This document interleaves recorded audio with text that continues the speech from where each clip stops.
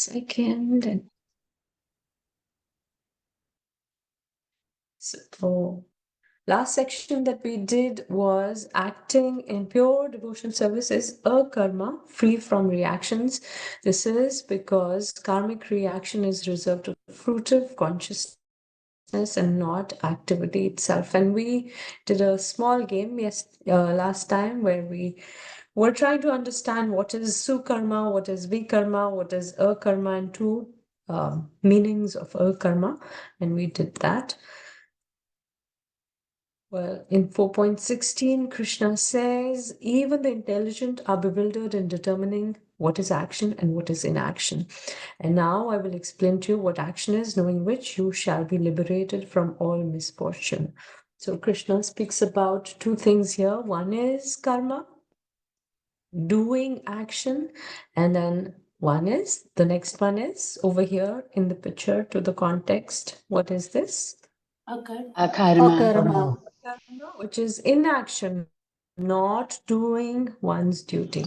But there's another meaning of akarma, and here we'll understand this one is karma, action that produces reaction. And akarma also means action that does not produce reaction. So two meanings of akarma. One is not doing any action or not doing your duty, and the other one, which gives reaction, by the way. And the other meaning is non-reactive work, where we connect whatever we do with Krishna consciousness, then that means there is no reaction. So non-reactive work is also called a karma. So in the context of what we just learned, in this verse, then it means that which work will be reactive and which work will be non-reactive, not be reactive. Understanding this difference sometimes is something that bewilders even the wise. Next verse, Krishna says, the intricacies of action are very hard to understand. Therefore, one should know properly what action is, what forbidden action is, and what inaction is. So, what is karma? Action that produces reaction. And there are two meanings over here of two kinds of karma that person can do. One that produces good reaction, which is called Good karma. Good karma. Sukarma. Vikarma. And what produces Vikarma. bad? So what action will comprise of non-reactive work? For Arjuna, how does this affect him, his thinking or his consciousness? I want to do something that will not give me any bondage, not give me a reaction. So do I simply become peaceful by renouncing the war? Would that be non-reactive? Or if I do my duty in the mood of detachment, would that be non-reactive? So Bodhavyam, Krishna says, carefully you have to understand. Next verse, Krishna says, one who sees inaction in action and action in inaction is intelligent among men, and he is in the transcendental position, although engaged in all sorts of activities. So karma has four possible meanings, a karma has two. Who will tell us the four possible meanings of karma and two of akarma? Action in general, that is a good karma or a bad karma. Reaction to action, and fourth is the whole system of the cycle of action and its reaction. And the two meanings of akarma is no action, there is no activity, and then another akarma is when you do karma and offer it to Krishna, then it becomes akarma. Akarma, because it doesn't give any reaction. So non-reactive work. So karma again, action in general. Then there is good action, sukarma or vikarma. Either way, reaction to action, and then the whole system of action and reaction. And a karma is no action, no work or inactivity. And then the other meaning is non-reactive work. 19th verse, one is understood to be in full knowledge, whose every endeavor is devoid of desire for sense gratification. He is said to be by sages to be a worker for whom the reactions of work have been burned up by the fire of perfect knowledge. So Krishna is urging all of us through Arjuna to follow that standard. What standard? That even if a person is engaged in an activity like war, unselfishly motivated, that is the person who is learned. That is the vision of true knower. Take up your duty unselfishly and become a true knower. So see how beautifully Krishna is building up from the second chapter, 238. Who remembers the verse? 238. Sukha dukhe same kritva labha labho jaya jaya. Labho jaya jayo He tathorita detached in evam papam avapsesi. So he's building up how to become unmotivated and unselfish in our work. This work speaks of state of arurukshu and or sadhana, or one who has started on the path of or beginning stage of jnana, where Krishna says, abandoning all attachment to the results of his activities, ever satisfied and independent, he performs no fruitive action, although engaged in all kinds of activities. So even if one acts in this world but is not emotionally entangled in material things, it is as if he's doing nothing, not incurring any karmic reaction or bondage. Next verse, 21st, Krishna says, such a man of understanding acts with mind and intelligence perfectly controlled, gives up all sense of proprietorship over his possessions, and acts only for bare necessities of life. Thus working, he is not affected by sinful reactions. And we took these examples like a cashier in the bank or a soldier killing even Arjuna fighting the Dharma Yuddha. 22nd to 4.22, he is he who is satisfied with gain which comes of its own accord, who is free from duality and does not envy, who is steady in both success and failure, is never entangled although performing actions. 23rd, the work of a man who is unattached to modes of material nature and who is fully situated in transcendental knowledge merges entirely into transcendence.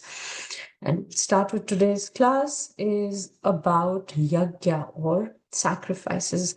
If one should perform actions for purpose of yajna, what type of yajna is this? Krishna will explain it in 4.24. Because the last verse you see, he uses the word yajna. Yajna acharata karma. If you do your karma based on the principle of sacrifice, right? Samagram pravaliyate. He says, then you merge entirely into transcendence. This is beyond the modes. So now we'll talk about what are these yajnas or what kind of yajna it is. So this is the fourth section, D 24th to 33rd verse. Attaining jnana through yajna or sacrifices lead to transcendental knowledge. I'll request, most of you have your videos off. I'll request you to kindly please turn them on because I would also like to see you. I'll wait for a couple minutes. Please turn on your videos.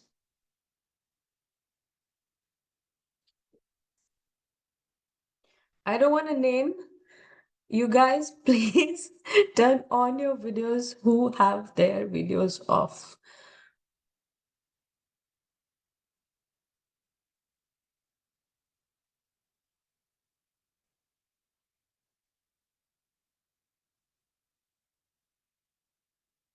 See, the purpose we're having this class is to have complete attention. If you have your videos off, I wouldn't know. We all could be, I mean, I did it myself. I was sleeping one time with a class and my video was off and I just dozed off, and that doesn't matter. Nobody is able to see me. But we have to be serious for these classes. We have to put in some effort because I mean there's going to be exams, there is homework also, so unless we give our total focus and attention, it is going to be really hard for you.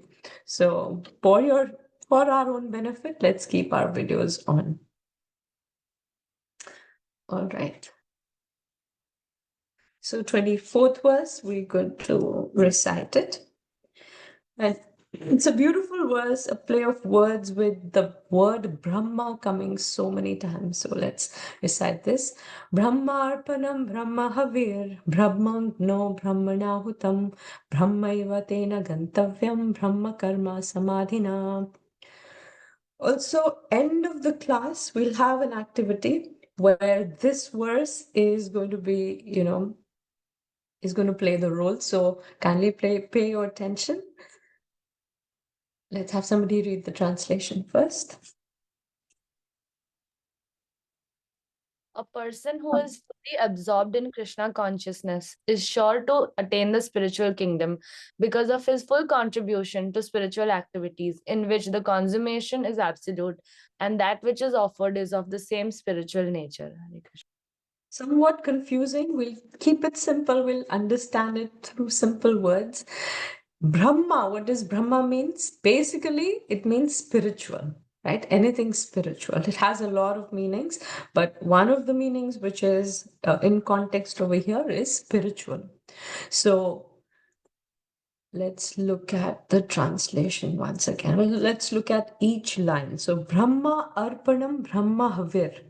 By spiritual oblations or arpan, we understand, right? When we offer Brahma Arpanam, Brahma Havir. Havir is butter or what is used to in the sacrifice. Brahma Agno. So the Agni or the fire is also Brahma, is also spiritual. So Brahma Arpanam, what is offered is spiritual. The butter which is offered or whatever else, grains or whatever else we offer in the sacrifice. Here we're talking about the fire sacrifice, right? So in that fire, although the word yagya is not just fire sacrifice, right? Over here you'll see yagya, not just an activity, but the principle of sacrifice. We did it in the third chapter, 3.9, if you remember. It is the principle of sacrifice, is what yagya is. What could have been used for our pleasure, we use it to offer to Krishna or Vishnu for his supreme pleasure, because Vishnu is also known as Yagya. So, for example, I'm sitting and chanting my rounds. It is a kind of Yagya because I'm sacrificing, right? I'm sacrificing my time, my consciousness for the pleasure of Krishna. So that is also a yagya. So activities in general that we do when offered in the service of Krishna or Vishnu become yagya. We go out for book distribution. We're offering our time. We're offering our words in talking to people. So all that becomes yagya, our sacrifice. So, but here we're taking the context of the yagya where this yagya, where on the right picture, where we are the activity of yagya or the fire sacrifice. So Brahma Arpanam, whatever is offered is spiritual. Brahma Havir, the butter. Havir is butter. But butter, etc. You can take it like that. But the main thing is ghee, right? Ghee offered in the fire sacrifice. That is also spiritual. Brahma Agno, the fire is also spiritual. Brahmana Hutam, the person who is offering also becomes spiritual. He is a spiritual being itself, right? The Atma. Brahmaiva, Brahmaiva tena gantavyam. One is surely to attain the spiritual. Gantavyam is the destination. That person who's doing all this will surely, his destination will also be spiritual. And Brahma Karma Samadhina, by being absorbed in Samadhi, in spiritual activities. Brahma Karma. His karma is also spiritual and he is fully absorbed in Samadhi. Let's look at the word sacrifice comes from the root word sacralize, which means to treat or make sacred. So, what are the other words? To sanctify, to cleanse, to spiritualize, or to bless. All these are synonyms for sacrifice or sacralize. Okay, let's look at this picture very carefully. This is going to come in the end as activity for you. So all these words that Krishna, phrases that Krishna has used over here, we've put them in the picture over here. So well, let's start with Brahma Arpanam. What is the contribution? It is also spiritual. The Brahma Agno, fire, is also Brahma, is also spiritual. Brahma Havi is the butter, which is spiritual. Brahma Hutam is offered by the spirit soul. And then Brahma Karma, his activities have become spiritualized. And Samadhina, he has complete absorption. And Brahma Eva Tena Gantavyam, he's sure to attain the spiritual kingdom. Okay. Is it complicated or is it simple? Simple. Simple. Yes, Deepa Mataji. Mataji, I'm finding it difficult to understand why this verse was spoken, like in the context of karma and like why is Krishna explaining about yajna? Because it is in Dwapara Yuga and yajna was not like the prescribed devotional service also in Dwapara Yuga. So I'm a little confused about that. So, like we spoke about how it is not just Krishna speaks into 4.23. He says, Yagna acharata karma. Your karma should be in the mood of sacrifice. And then he explains what this sacrifice is in the context of what we understand yagna as the fire sacrifice, correct? But it is not just that, it is also this, that whatever we do, whatever activities we do in life, when we offer to Krishna or Vishnu, they become yajna. So it is not just the fire sacrifice he's talking about the principle. But we are understanding also in the context, because this is, he's using those words, right? He's using the words Agni, he's using Hutam, he's using, right? Havir. So he's using those terms. That's why we're understanding in this way. But it goes for both. It goes for this also. It also goes for this. So if you see in the war front for Arjuna, he is going to fight the war. For him, how does it relate? This whole verse.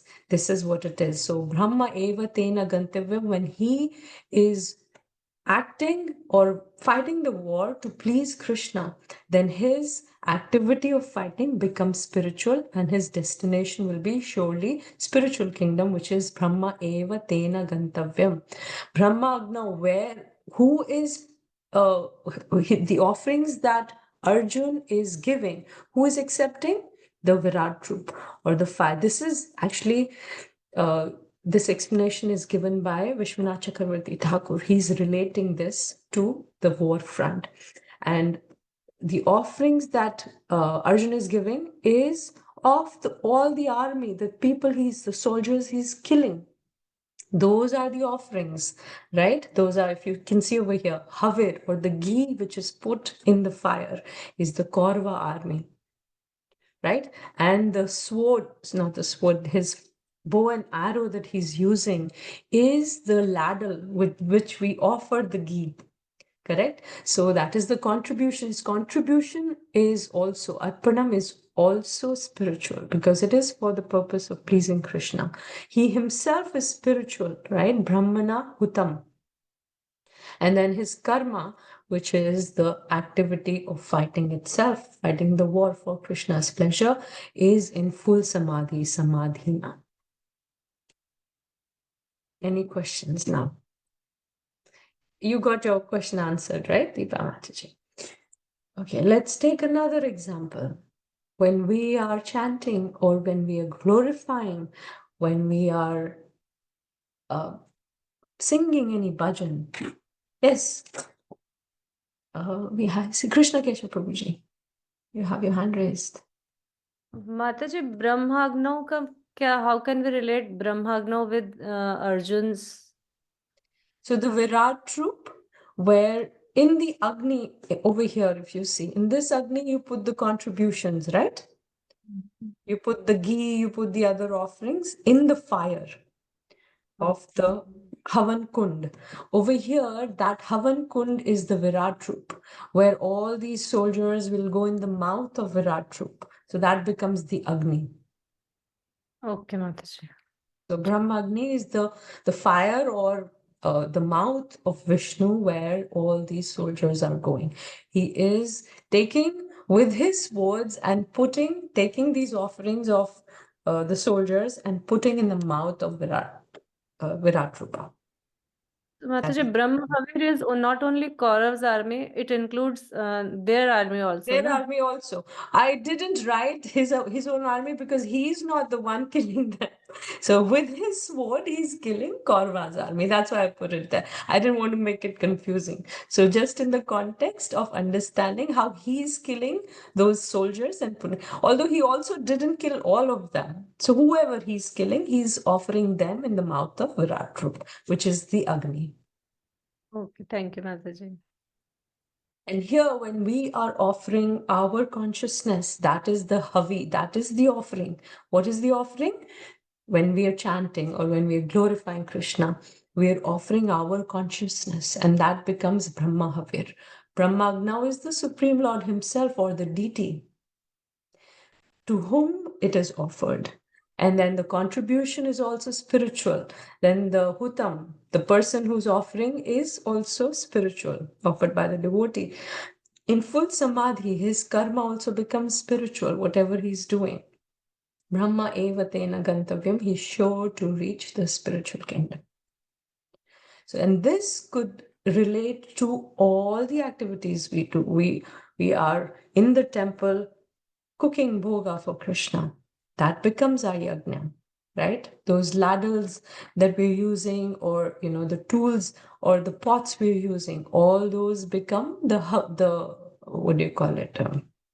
Havi, the instruments that with which we are offering. Our own consciousness or our skills become the contribution, right? So, like that, whatever we do, it becomes spiritual, and we are surely to attain spiritual kingdom, Gantavyam. And this is from the purport. There are many, because these verses are talking a little technical about the yagyas or sacrifices. I've taken a lot from the purport, where Srila Prabhupada has beautifully explained the meaning of these verses. So the word Brahma means spiritual. The Lord is spiritual, and the rays of his transcendental body are called Brahma Jyoti, his spiritual effulgence. Everything that exists is situated in that Brahma Jyoti, but when the Jyoti is covered by illusion or Maya or sense gratification, it is called material. This material veil can be removed at once by Krishna consciousness. Let's have somebody read this. Activities in Krishna consciousness. Number one, a conditioned soul entangled in material contamination is sure to act in the material atmosphere, and yet he has to get out of such an environment. Number two, the process by which the conditioned soul can get out of the material atmosphere is Krishna consciousness. For example, a patient who is suffering from a disorder of the bowels due to overindulgence in milk product is cured by another milk product, namely yogurt. The absolute truth covered by Maya is called matter. Matter, dovetailed for the cause of the absolute truth, regains its spiritual quality. Krishna consciousness is the process of converting the illusory consciousness into Brahman, or the Supreme. You remember Prabhupada used to say this mic or the dictaphone that he used for translating these verses into the English language. He said, this is material, but I'm using it for spiritual purpose. That's why the matter becomes spiritualized. Let's keep going. Yagya, the materially absorbed conditioned soul, can be cured by Krishna consciousness as set forth here in the Gita.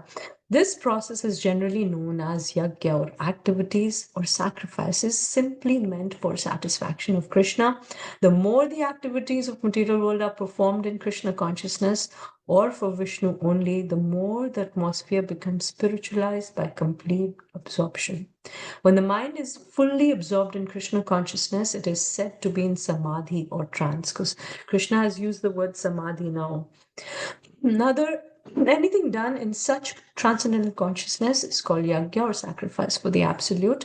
In that condition of spiritual consciousness, the contributor, the contribution, the consumption, the performer or leader of the performance, and the result or ultimate gain, everything becomes one in the absolute, the spiritual Brahman. That is the method of Krishna consciousness. Having explained that sacrifice uncovers Brahman, Krishna will now list different kinds of sacrifices. So many people are there. We all have different consciousness. What kind of sacrifices different categories of people do is what Krishna explains now. So 25th in the following coming verses. So 25th verse, let's recite it.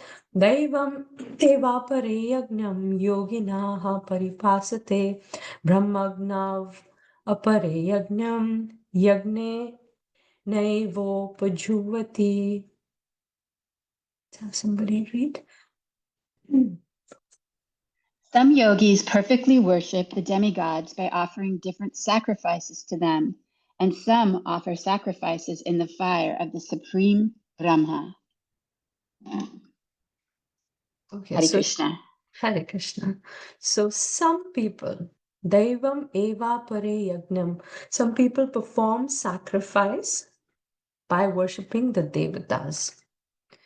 Yogina paryupasate, and some offer sacrifice into the fire of Brahman. Brahmagno apare yagnam. Some other offer as sacrifice into the fire of the absolute truth. Yagna nai evo pajuvati, which means Juvati means, and Krishna will again and again use this word, which means offering or the act of offering, sacrifice. Yagnaiva pajuvati. So these two kind of people. First, let's understand, because here Krishna is saying some people worship many devatas. So today's language, if we want to understand, this is polytheism, belief in many gods, and they all are equal. Some people believe like that. So one is atheism, no belief in God. Theism is belief in God. Monotheism is belief in one God. Polytheism, belief in many gods. Pantheism is belief that everything is God, with the universe as God. So this universe is also God. And what is panentheism is belief that God is greater than the universe, with the universe existing within God. Little bit technical, but these are just for our understanding. Henotheism is belief in a single primary God while accepting the existence or possible existence of other deities. And the Vedic understanding is that there is one supreme God and others are subordinate devatas who are assisting the supreme God, which is a multi-level monotheism. Okay, so understanding this. One is polytheism, which is what Krishna is talking about over here.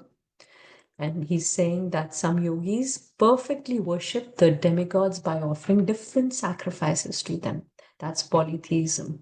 And some offer sacrifices in the fire of supreme Brahman. These are the impersonalists, or who believe that the impersonal form of the Lord is the greatest.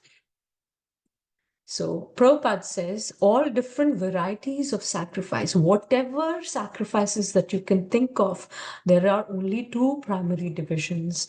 One is sacrifice of worldly possessions, and next is second one is sacrifice in pursuit of transcendental knowledge.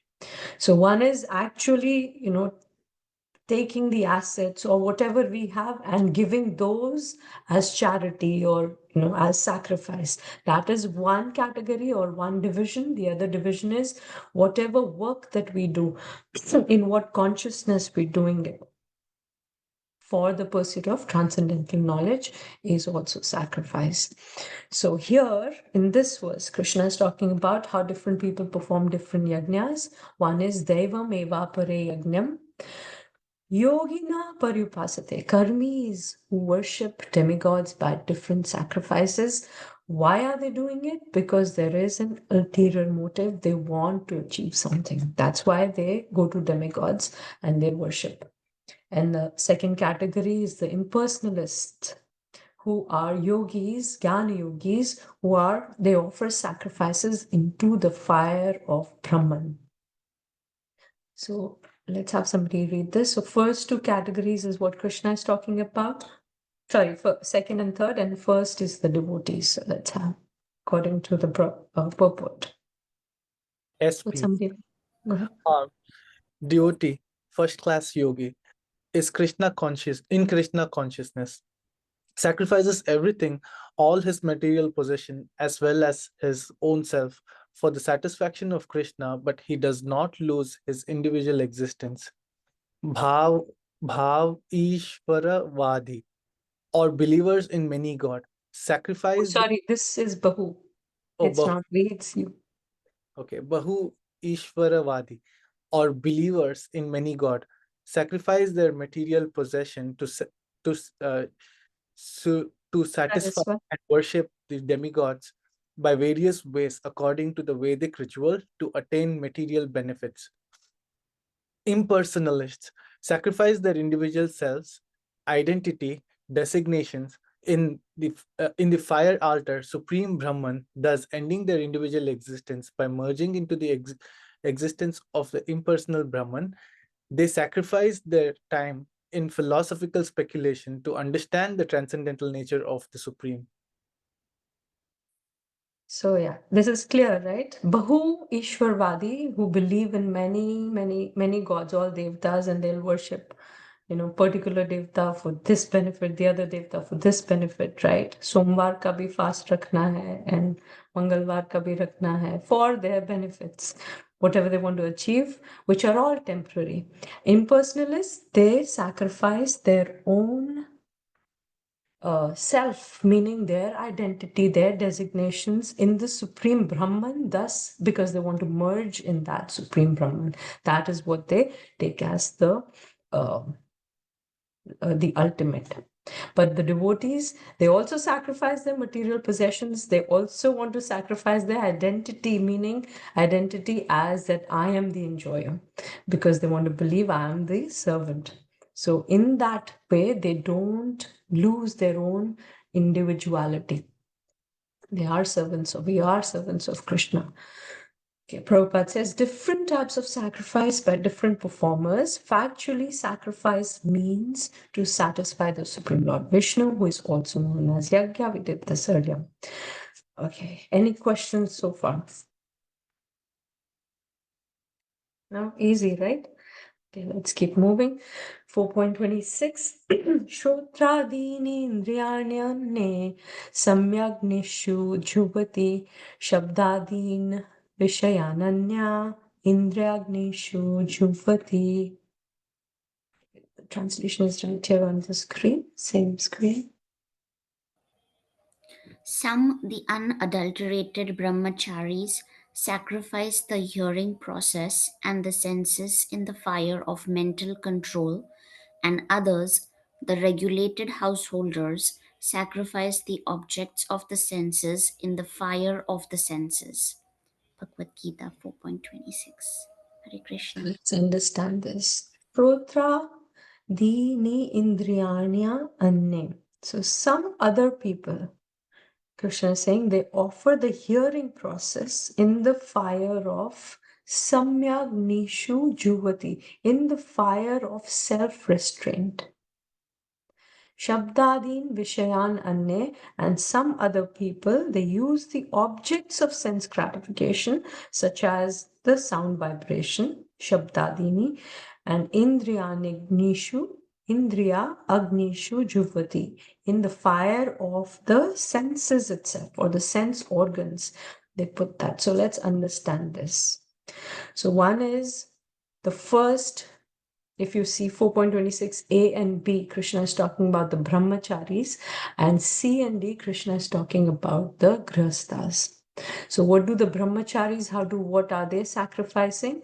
They turn their ears and their senses inwards and offer them to the mind, meaning they are restraining their because hearing is the basic. If you see the last line, Prabhupada says, hearing is the basic principle for understanding, and therefore the pure brahmacharis engage solely in Hare Namanukirtaran, chanting and hearing the glories of Lord. So this is hearing process by which they are turning their consciousness towards Krishna, but not just hearing. They restrain their seeing because they don't want to go watch movies or whatever else. They don't want to go to restaurants to eat. They don't do all that. Brahmacharis restrain all their senses and they offer them to the mind or to the consciousness where they want full focus on Krishna consciousness, right? So this is what the brahmacharis are doing. They take their senses and they offer them inwards towards to the mind. Thus, they offer their hearing process, etc., controlling what they hear, see, taste, smell, and touch in the fire of mental control or self-restraint and focus on hearing spiritual sound vibrations. Yeah, simple. Let's keep going. Second, 4.26 C and D, Krishna speaks about the regulated householders or grihasthas take the sense objects and offer them into the senses in a regulated way. Right? The brahmacharis don't do that because they don't indulge in sense gratification at all. But the grihasthas, there is some, they can, what do you call it? They can get into sense gratification, but there is a restriction in a restricted way, right? According to dharma. That's why they're in the ashram, grihasthashram. So thus, it is also kind of yajna because the restricted householder sacrifices his general tendency towards sense gratification for a higher transcendental life, right?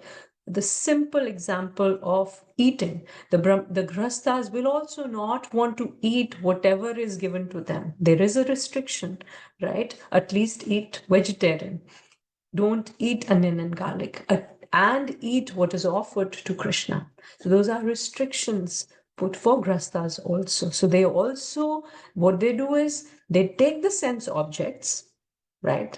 Just take, for example, a restaurant food which we should not be eating has onion and garlic.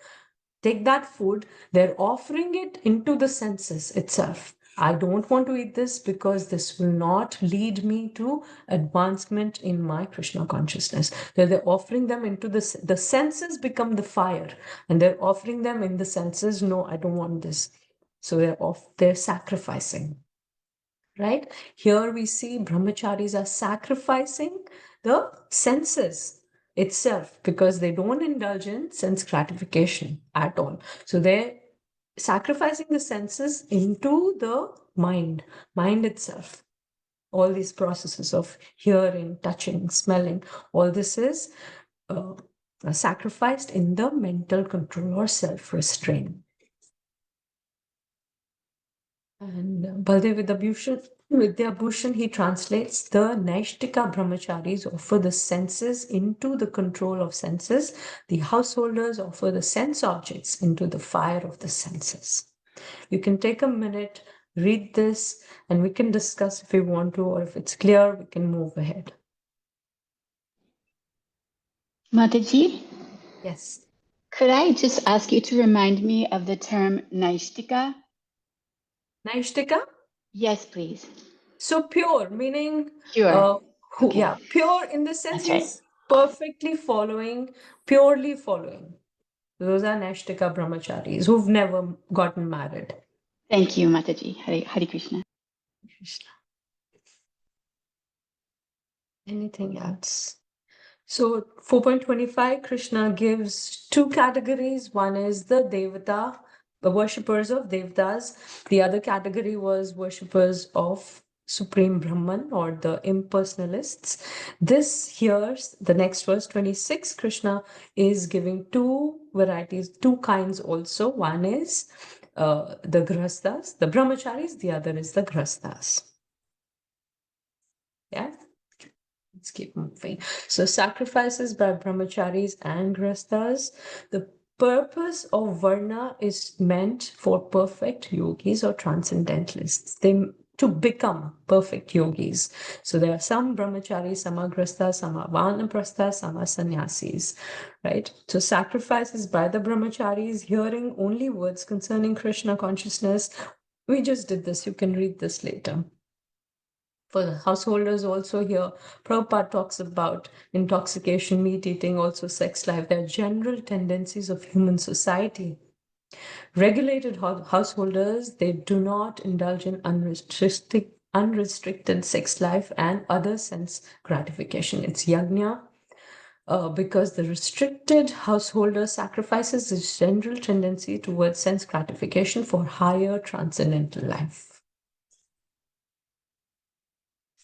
Okay, so more comparison. These are brahmacharis. The right side is householders who are less controlled brahmacharis. So they offer senses such as the ear into the fire of controlled mind. They offer grihasthas, offer the sense objects such as sound into the fire of the senses itself. So I would suggest within the next week, you can go through this again to, deepen your understanding, because just one time, when we hear and we try to understand, we'll forget. Okay. So for brahmacharis, this means that senses completely disappear in the pure mind. For the grihasthas, the sense objects disappear in the senses. For brahmacharis, this means that the senses stop functioning in the relation to external objects, turning inwards when the mind attains samadhi. And for grihasthas, this means that the senses contact sense objects but remain detached. Sridhar Swami says, restraining the senses, they predominantly lead a life of self-control, and grihasthas, Ramanujacharya says, they abstain from sense objects even when they are allowed to be near by the discriminative process of belittling their valor and enjoying nature.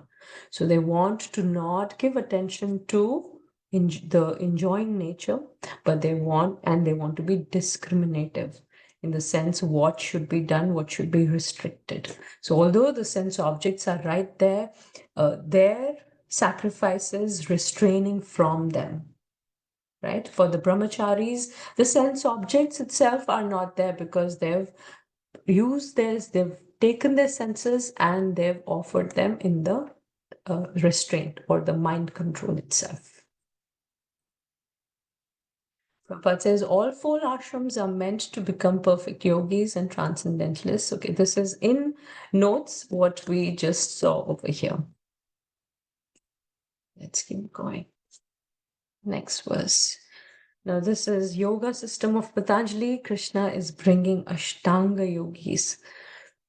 Krishna says, Sarva Indriya Karmani Prana Karmani Chapare Atma Samyamya Yoga Now Agnau Juvati Jnana Deepite. Let's have somebody read. Others who are interested in achieving self-realization through control of the mind and senses offer the functions of all the senses and of the life breath as oblations into the fire of the controlled mind. So let's see. Sarva Indriya Karmani. So the karma or the functions of all the senses, they're offered prana karmani chapare, the activities or functions of prana vayu. Krishna is talking about the life breath. They are also offered as what? Atma samyamya yogagnau. So that agni or the fire, what is offered as oblations? The controlled mind. Atma samyamya. It is the Atma or the self is controlled, and that is itself offered in the Agni. Juvati Jnana Deepate. Because of the urge, Prabhupada beautifully translates Jnana Deepate, meaning he says it's the urge for self-realization. Okay, so let's look at this. Ashtanga yogis, they use the regulated breathing or pranayam to turn the consciousness inwards. At the stage of pratyahar, so there are 8 stages in Ashtanga yoga, starting from yam, niyam, asana, pranayam, like that. So and then pratyahar, dhyan, dharana, samadhi. So when the pratyahar stage comes, one cuts off all the senses because of the urge of self-realization. Jnana Deepite. They realize that real life is not outwards, it is inwards. So they regulate the life airs and turn the consciousness inwards. Even Jnana yogis might use this process of pranayam to go inwards. They also use bhakti yoga. Jnana yogis, sometimes you'll see that they are very interested in understanding or, even chanting. They'll do all that because their understanding is whatever here I can use to go up to the highest level of impersonalism, going beyond the personal form, but I can use it right now in the process of reaching that destination. Okay, so Prabhupada says in the Yoga Sutra of Patanjali, the soul is called Paragatma. You can read this in the purport. Prabhupada explains really nicely. Paragatma is, as long as the soul is attached to sense enjoyment, it is called Paragatma. And Pratyagatma is as soon as the same soul becomes detached from such sense enjoyment, it is called Pratyagatma. This is the ultimate goal. This Pratyagatma is withdrawn from activities in matter or material world. So 2 kinds. Paragatma, very much interested in enjoying the senses through the sense objects, and Pratyagatma wants to go towards self-realization, so he detaches himself from the sense objects. Sacrifices by yogis or Ashtanga yogis. So the goal of the system is Pratyagatma, to become Pratyagatma. The principle is the soul is subjected to functions of 10 kinds of airs, and let's look at the 10 kinds of air. Actually, it's really interesting. You can read it later also. It is not going to come in any homework or even test. It's just for our knowledge. The soul is subjected to the functions of 10 kinds of air at work within the body, and this is perceived through the breathing system. So main prana is, or the vayus, pranavayu, udanvayu, samanvayu, vyanavayu, and apanavayu. And the system that they control or they are working: respiratory system, the pranavayu, the nervous system, digestive system, circulatory system, excretory system. Then there is upaprana, which is nagavayu, kurmavayu, krikalavayu, devadatta vayu, and dhananjaya vayu. And these beautifully, it is explained how nagavayu regulates burping, kurmavayu governs blinking, then there's sneezing, which is governed by Krikala Vayu. Then yawning is governed by Devadatta, and Dhananjaya Vayu controls the functioning of the heart walls. So very interesting. You can go through this later. Keep going. So all these Vayus are within the body controlling certain functions, right? And how the Ashtanga Yogi wants to control them, and in that way, controlling them and using them for the purpose of self-realization. So this is Panch Prana, Udana, Samana, Apana, Vyana, and Prana. You can read this also later.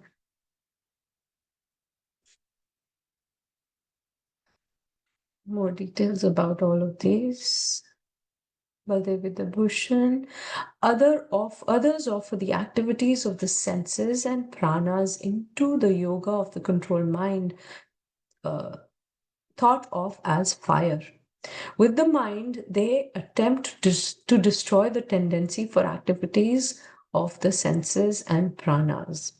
Understanding these actions of the sense and pranas, they offer them completely into the controlled mind, which is illustrated by the search for the Atma. Ramanujacharya says they endeavor to prevent the mind from getting attached to the functions of the senses and vital breaths. That is by contemplating on the self, by on the self, they sublimate these energies and overcome even the lurking subtle desires for them. So, see, Ashtanga yogis, through their own capacity, they want to control their sense gratificatory urges through controlling their senses. And in that process, they're controlling all their life breaths also, and they're offering them within their mind.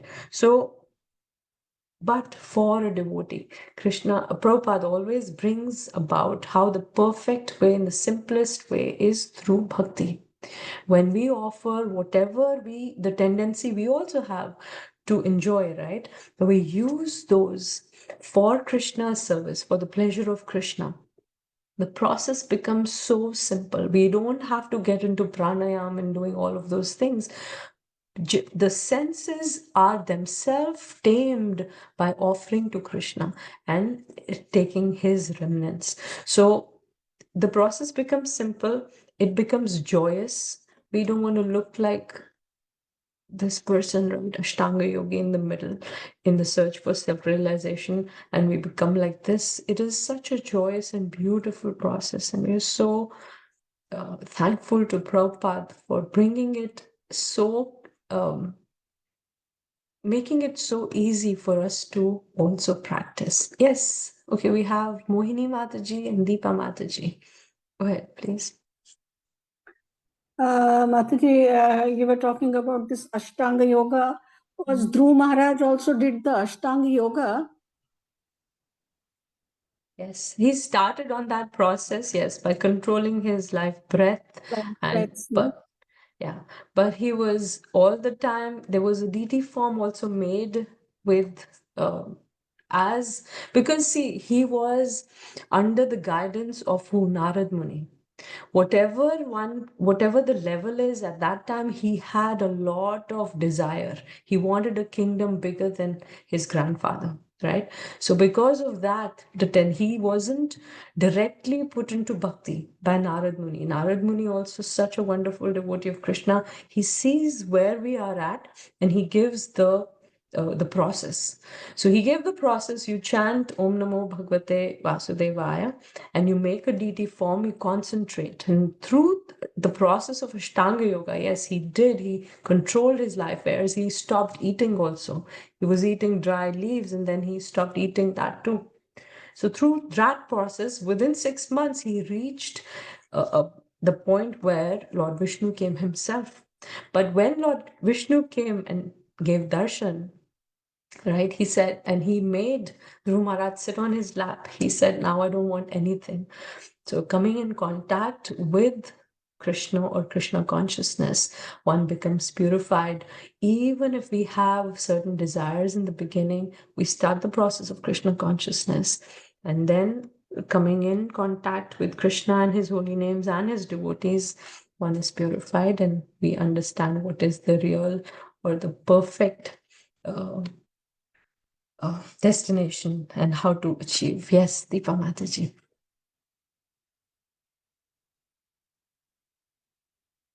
Mataji, it appears as though someone who is following like sense control or mind control is advancing faster. But if you see, like in Krishna consciousness, it appears as if it takes longer. Not everybody is able to reach like a sense control stage or like mind control stage. Maybe because of like lack of focus during chanting. I don't know. But how come we don't see that like immediate progress in sense control in everybody? Like I said, everybody's at that different level, right? The urge to enjoy uh, the sense gratificatory urges are so great, but they're different in different people. So that's why the varied advancement is seen. So the more the focus is in Krishna consciousness, the rapid the advancement will be also. Right? In this age of Kali, this is the best process. Because see, if we're thinking, okay, the person is like Dhruv Maharaj, followed Ashtanga Yoga also in between, and he reached within 6 months the ultimate goal. So why can't we do that? Because it is not possible. Prabhupada says, for us to follow what was there in the previous yugas, meditation, and then yajna, and also deity worship. All these are very difficult to do in Kali Yuga. Because, for example, to follow the Ashtanga Yoga process, one has to, at the level of pratyahar, we have to leave the family, go to a forest, and pursue the rest of, the stages over there in seclusion, which will come in the 6th chapter. In great detail, Krishna will talk about Ashtanga yogis, and it is so difficult. You have to sit on a seat, not too low, not too high. You have to, wear certain kind of clothes. You have to be so restrained from the basic necessities that we think. But Kali Yuga, how simple it is. We, being in our grahastha ashrams or whatever ashram we are following, being in that ashram, just dancing, chanting, and having wonderful Krishna Prasad, we can reach the perfection. Just the focus has to be there. And our seniors, their acharyas tell us 99% of our bhakti or advancement in bhakti depends on the quality of chanting. So if we can take a hold of our chanting, just give that time, keep that time separate. If we can do it early in the morning, Brahma Muhurat is the best way to advance. And it's so simple, but it is difficult to do. It is simple in the sense we just have to chant and hear. At that time, some people say, okay, focus on Krishna's lotus feet. Also, we don't have to do all that. Well, Krishna will reveal himself. We just have to, Prabhupada said, just chant and hear, chant and hear. That's all we need to do, but with attention and focus. In the beginning, the main focus is to keep away the other thoughts. Keep them away, keep your consciousness blank, and just focus on hearing, chanting and hearing. That is the way to advance. How simple is that, right? We don't have to go to a forest to do this. Let's keep going. 428. Thank you, Mataji. Thank you, Mataji. Dravya yajnastapo yajna, yoga yajnastatha pare, swadhyaya jnana yajnascha, yatat vyaha samshita vrataha. Having accepted strict vows, some become enlightened by sacrificing their possessions, and others by performing severe austerities, by practicing the yoga of eightfold mysticism, or by studying the Vedas to advance in transcendental knowledge. So Krishna here mentions 4 types of sacrifices. Dravya yajna, which is sacrificing one's possessions. Tapa yajna, or tapo yajna, he says, sacrifice in austerities. Yoga yajna, sacrifice in eightfold mysticism or Ashtanga Yoga. And swadhyaya is sacrifice in the study of the Vedas. So all of these are mentioned here, and what the person does in his sacrifice is also mentioned. All these yogis are faithfully engaged in their different types of sacrifice and are seeking a higher status of life. So Dravya Yajna, people who offer or sacrifice their possessions, sacrificing their possessions in the form of various kinds of charities, open various kinds of charitable institutions like Dharmashala, Annakshetra, Atiti Shala, all of these. So they are in this way, meant for the poor, medical treatments. All this is given in the purport. This is done for seeking a higher status in life. Tapo Mayi Yagya, or for higher elevation in life, or for promotion to higher planets within the universe. Voluntarily accept many kinds of austerities. These processes entail severe vows, rigid rules, and sacrifice comforts of life, such as Chandrayana and Chaturmasya. Vow the candidate does not shave for 4 months during the year, July to October. He does not eat certain foods, does not eat twice in a day, or does not leave home. So this is tap or austerities person goes through. Yoga Yagna engages themselves in different kinds of mystic yogas like Patanjali system for merging into the existence of the absolute, and divided into Hatha Yoga. Hatha Yoga is the first 4 or 5 stages of Ashtanga Yoga, and they don't go further. And Ashtanga Yoga is all 8 stages for particular perfections. And some travel to all sanctified places of pilgrimage. These are sacrifices for a certain type of perfection in the material world. Then there is Swadhyaya Yagna, engage themselves in studies of different Vedic literatures, especially the Upanishads and Vedanta Sutras or the Sankhya philosophy. Then these are Krishna consciousness is transcendental. Devotees, it is direct service of the Supreme Lord, can only be attained by mercy of the Lord and his bona fide devotees. I was listening to my Guru Maharaj, and a wonderful verse that he quoted from the Bhagavatam, which I thought really goes with what we are trying to understand in these texts, where let's read the translation. In every yuga, the Supreme Personality of Godhead, Hari, assumes the form of siddhas such as Sanaka to preach transcendental knowledge.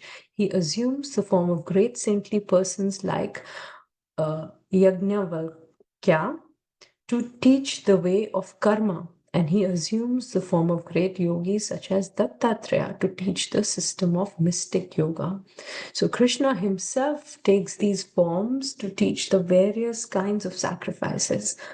And the Vedas, this is from my Guru Maharaj, his lecture that I put down these notes. Somebody can read this. He's talking about Vedas and what we're getting from the Vedas.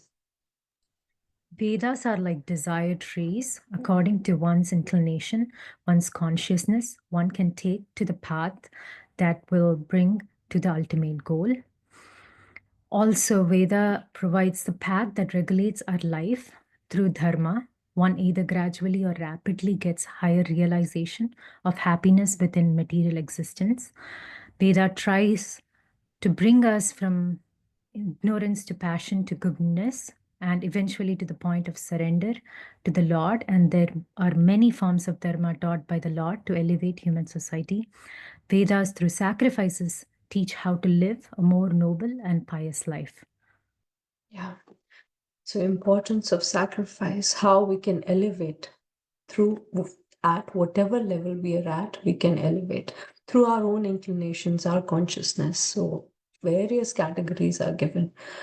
4.29, and if you see, this is not 4 lines, this is 6 lines, and coming up verse, I think it is verse number 31, there'll be 2 lines to balance again. So Prabhupada has done this. Let's recite the verse. Apane juvati pranam prane panam tathapare pranapana gati rudva pranayama parayanaha apare niyatahara pranam praneshu juvati. Still others who are inclined to the process of breath restraint to remain in trance practice by offering the movement of the outgoing breath into the incoming and the incoming breath into the outgoing, and thus at last remain in trance, stopping all breathing. Others, curtailing the eating process, offer the outgoing breath into itself as a sacrifice. So all this is in the pranayam, Ashtanga Yoga within pranayam. So this is a particular way in which the body breathes. There is a particular way in which the body breathes. And when one tries to go in the opposite way, that involves increasing one's willpower and regulating oneself. So you all must have, in pranayam, there's anulom vilom, right? There is so many kinds of pranayam, and all these are processes to see, in these days people get into all this just to take care of their health, so they and maybe have a longer life. So all that will be, those benefits one will attain, but the main aim of doing this is for self-realization and for achieving higher, going towards absolute truth. That is the main purpose. Like in yoga, if we talk about yoga these days, people understand it by the asanas, the bodily, exercises to remain fit. This is their understanding. But the main aim of yoga, which is the proper in totality, is the Ashtanga Yoga, is to reach Samadhi. Destination is to reach Samadhi, and yoga or asana in between is the third stage, where people have to control their senses and senses through asanas. When a particular person, if a general person in a village not knowing all of this, the tendency is, okay, there is something to eat, let me use my hand, put it there and eat it, right? This is the general tendency. But through yoga process, first thing is yam and niyam, controlling what we have to do, what we don't have, what we should do, what we should not do. And then comes asanas, where we control our senses through, okay, the mind tells the hand, no, you have to stop eating, going there to eat, sit here and use your hand to, particular exercises. Those are asanas. So the mind is taking control of the senses. And then comes pranayam, fourth stage, where through breathing, we control our senses and we increase our willpower and regulate ourselves. So this is pranayam. Can read this. So here you can see yam. This is the Ashtanga Yoga, the whole process of Patanjali, 8 stages.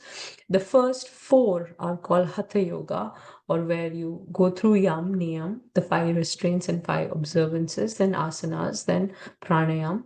Then comes the next 4 stages in Ashtanga Yoga: Pratyahar, Dharana, Dhyana, and Samadhi.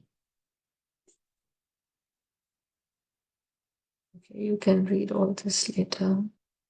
There is a stage where a person is in meditation between, I don't know exactly where, but between dharana and dhyan, where people achieve mystic siddhis, like they can float on water, or they can, sitting here, they can raise their hand and get, I'm just giving an example, get an apple from the trees in Kashmir. They can do that because they can fly the speed of, great speed, and bring it also in split seconds, and they're back here with the apple. So these are siddhis people achieve when they reach these stages, the high stages of dharana and dhyan. And then some people, before they come to samadhi, they are so enamored by these mystic siddhis, they just get stagnant and stay there, because people start to now, when they understand we have some siddhis, then they start to worship these people like they're God themselves, and then person is deviated, he loses focus and does not reach the stage of samadhi. That is the stage where if yes, Mataji, go ahead. This Hanumanji had these siddhis becoming too big, too small. Yes, you can see over here he has these siddhis, but he used them and he reached also samadhi, where his total absorption was only thinking of Lord Ram and serving him. And he used all these siddhis in the service of Lord Ram. Okay, so from 25th to 29th verses, this is a summary of different types of sacrifices that lead to transcendental knowledge. So the demigod worship and sacrifices into the Brahman was the 25th verse, 26th verse, Brahmacharis and Grihasthas, 27th verse, Ashtanga Yoga or Patanjali system, 28th was Dravya, Tapo, and then Yoga Yajna, and then Swadhyaya Yajna, 4 types. And then the last one that we did, 29th, was Hatha Yoga and Pranayama or Ashtanga. So Prabhupada gives more details about the practice of Kumbhaka Yoga. One can increase the duration of life for perfection in spiritual realization. The intelligent yogi is interested in attaining perfection in one life without waiting for the next. For by practicing Kumbhaka Yoga, the yogis increase the duration of life by many, many years. This is Kumbhaka also comes in pranayama, controlling eating, others practicing restricting the regular intake of food, offer the senses or pranas into the pranas itself. This means that the senses become no longer capable of grasping sense objects since they depend on the pranas to function, and the pranas have withered up due to restriction on food. They thus disappear in the pranas like drops of water sprinkled on hot piece of iron. We've heard of, just recently I was saying this reel where they were showing yogis, they've come to the Kumbh Mela and they haven't eaten in many years. And it is so hard to believe, but when we read the process of, what you can controlling eating, this is a valid process and people are doing, such yogis still are there.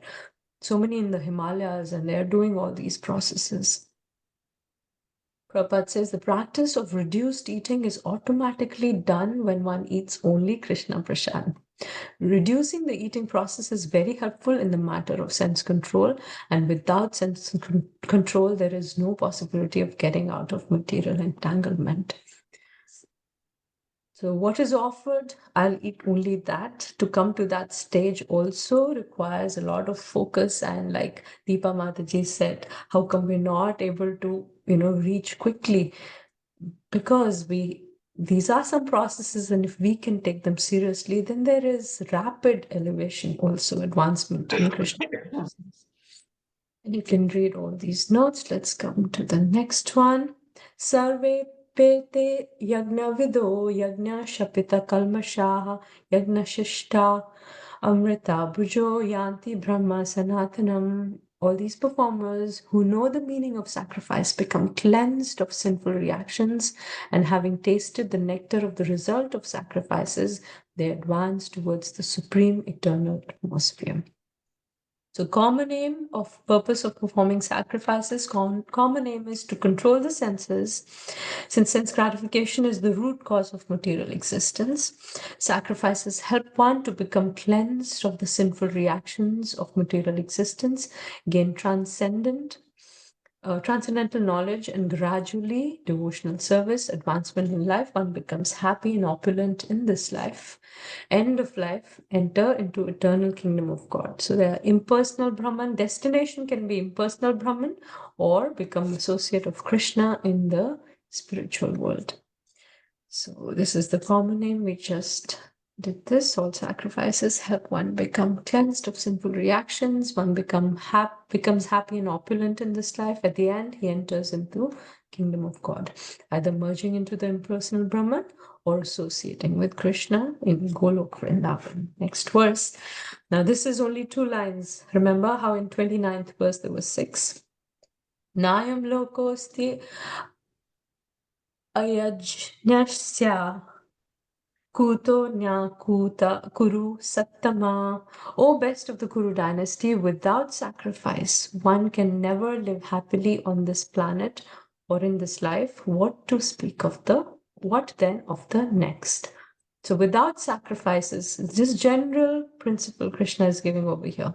If one does not do any sacrifices in this life, there is no happiness. Nayam loko in this life, and then kuto anya, what to speak of anya or the next lives. How can there be happiness then? So people in general are eye specialists, I or me only. I first, selfish desire seeking sensory enjoyment, don't know what to love. And that's why there is emptiness and loneliness within the heart. People, I'm not talking about all of us, we're trying to be devotees of Krishna, but in general, people are so much into sense enjoyment. The next gadget that comes, the new car that comes, I want it, right? And then once you get it, you love your phone so much. For example, it's the new iPhone. I love it so much. Now the next one comes, or so many people now have it. Now I start loving it less because the importance is going away. And there's a new one, latest one, which has come. So we were loving something which was temporary. That's why they are always deluded. They don't know what to love. And because of that, there's emptiness and loneliness within the heart. And how can there be happiness, right? If there's loneliness and emptiness. Whereas for a person who's a devotee, life of sacrifice, to give up the flickering pleasures in this world, to offer everything for the pleasure of Krishna, fulfilled and satisfied within the heart. And that's why they're always completely blissful and happy. So even if it's a gadget, it's not that we have to deprive ourselves, even if it's a new gadget, but devotee tries to utilize whatever there is in the service of Krishna. And that's why the hearts are fulfilled. That's why there's always happiness. So can you read this notes? So where does yajna originate from and where is it meant to take us? Next verse. Evam bahuvidha yajna vitata brahmano mukhe karma jan vidhi tan sarvan evam yajnatma vimokshase. All these different types of sacrifices are approved by the Vedas, and all of them are born of different types of work. Knowing them as such, you will become liberated. So this is, in short, what the verse means. Sacrifices are born of different types of work and culminate in transcendental knowledge, which leads to liberation. So why are there varieties of sacrifices? To suit the different types of workers deeply absorbed in the bodily concept. So like we spoke about this earlier, people have different consciousness, the way they want to enjoy, what they want to enjoy, it's all different there's so many varieties. That's why there's so many varieties of sacrifices. So work with the body, some people work with the body, some work with the mind, some work with intelligence. And sacrifices are ultimately recommended to get liberation from the body. Let's keep going. 33rd verse. Shreyan dravyamayad yajnaj jnana yajna parantapa sarvam karma khilam partha jnana parishrama pyate. O chastiser of the enemy, Parantapa, Krishna says, the sacrifice performed in knowledge is better than the mere sacrifice of material possessions. After all, O son of Pritha, all sacrifices of work culminate in transcendental knowledge. So beautifully, Krishna has summarized this section, and he's saying that, for example, people like to sacrifice their possessions. Without knowledge, if people just sacrifice, that does not lead to anything. There has to be knowledge. Why am I doing this sacrifice? And let's look at this. Purpose of sacrifice, Prabhupada says in the purport, is to arrive at the status of complete knowledge that I am a spirit soul, part of God. Right? That is the purpose of sacrificing anything that we do in this life, any sacrifice. And then one gains release from material miseries and then engages in loving transcendental service to the Supreme Lord. But if one sacrifices his possessions without any knowledge, then what happens? Sacrifices remain on the material platform and they bestow no spiritual benefit. If you remember, there was one long time back, one lady who used to come for Bhagavad Gita classes, and she used to say, I like to make sandwiches every weekend and take to these homeless people. Remember, we spoke about this. And how can I spiritualize this? I have the tendency of helping by offering food to people. So then we came to this conclusion, offer all that to Krishna, what you're making, offer it to Krishna and then give prasad. So the knowledge that I am a spirit soul, part of Krishna, and what is the sacrifice that I want to do is to please Krishna. So if I distribute prasadam, they all will also be benefited, not just materially. Their hunger will go away materially, but also spiritually they'll benefit by eating Krishna prasad. So that is the knowledge which will bestow spiritual benefit to the person who's performing and to the one who's receiving also. Right? So Arjun also wanted to renounce, right? This is Arjun's words. I'll renounce my kingdom. I don't want anything. I'll go to the forest. And this is Dravya Yajna, giving your possessions away. Sacrifice in the mode of goodness, which keeps one bound. But if what is better, Shreyan Dravya Mayad Yajna. Better, Shreya is better. Better than Dravya Mayad Yajna. Better than just giving the Dravya or possessions is Jnana Yajna. So better than sacrifice of material possessions without knowledge of the self and supreme is Jnana Yajna, which is sacrifice performed in knowledge. Will lead to further development of intellect, and one acquires proper spiritual knowledge as the knowledge becomes deep, internalized, and realized. Then all sacrifices and acts of charity will lead to purification and ultimately liberation. So this was the last slide for our presentation. I'm sorry we took long. I wanted to give more time for the activity also, but we'll do it quickly. Any questions so far? I know it was really a little technical here and there. Mataji, I have a quick question. Means we will they'll do some fasting, right, Mataji? As you told, Monday, Saturday. Means unknowingly they are controlling their senses only, right, Mataji, by controlling food intake. Mm-hmm. Does that benefit them in any way?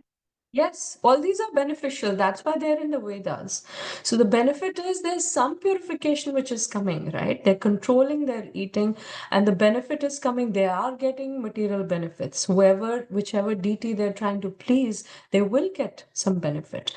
But there'll be elevation also, right? Elevation will be once they get whatever they desired, they will come to the understanding that this is temporary, it is going away. Again, I want something else. Again, I want. So by doing, at least the person is doing in a dharmic way. I want, for example, we've taken this example also many times. I want a lot of money. Let me worship this particular deity and I'll get money. I'll fast also. The money comes and it goes also away. Right? And it is temporary. We'll see this. So there is purification because the tendency to accumulate more and more is getting purified.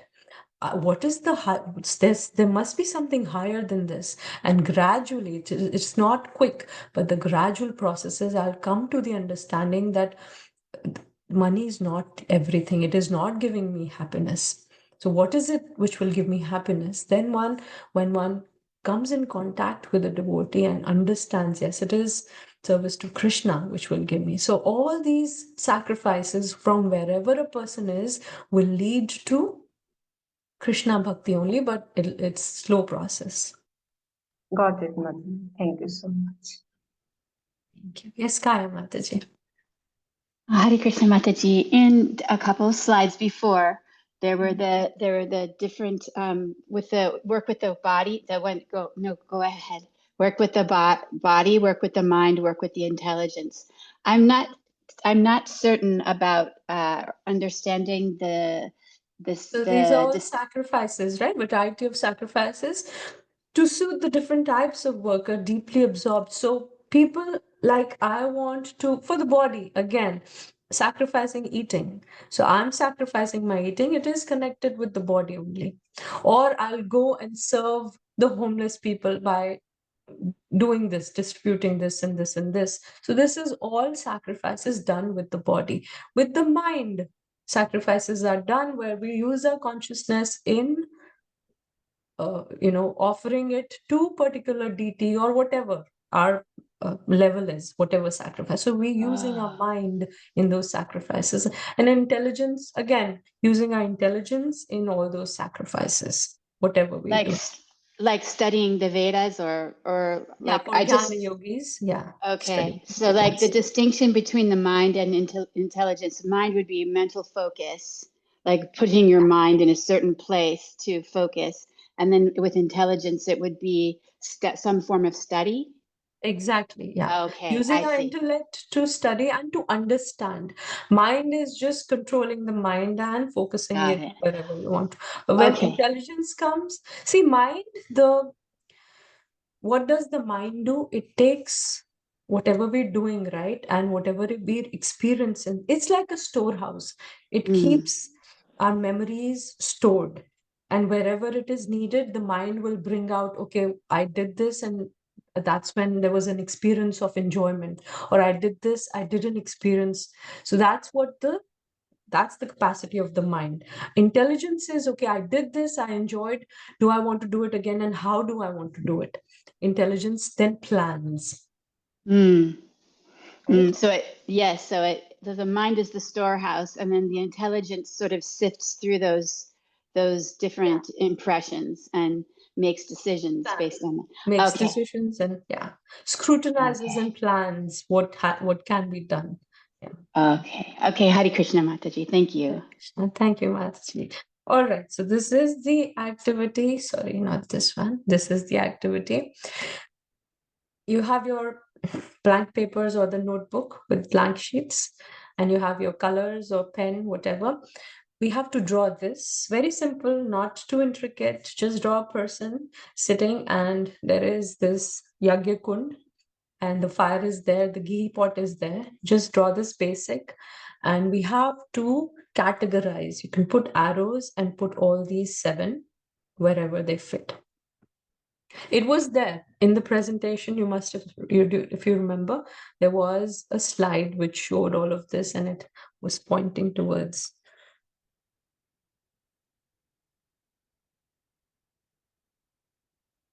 And this is verse number 24, if you want to refer to your Bhagavad Gita also.